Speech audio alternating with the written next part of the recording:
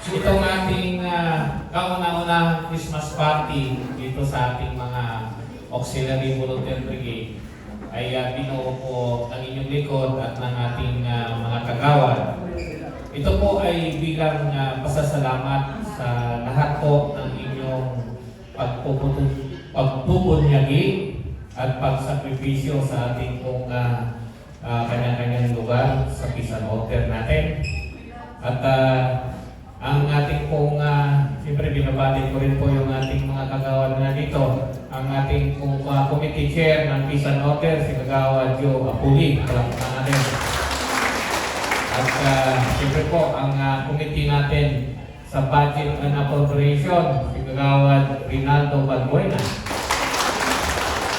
At yung ating Committee on Health, Kagawad Gilbert Galvero.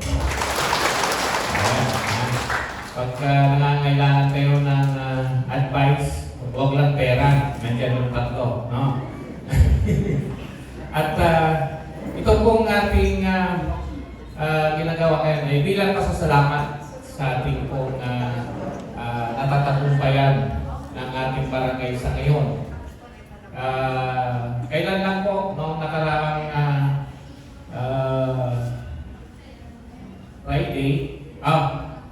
Friday ba yun? Thursday. Thursday po ay may parangal yung ating barangay.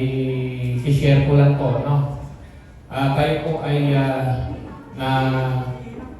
nagawara ng most performing barangay sa Hapak. No? Sa ating po lungsod ng Caloocan. Even though na hindi natin reach yung ating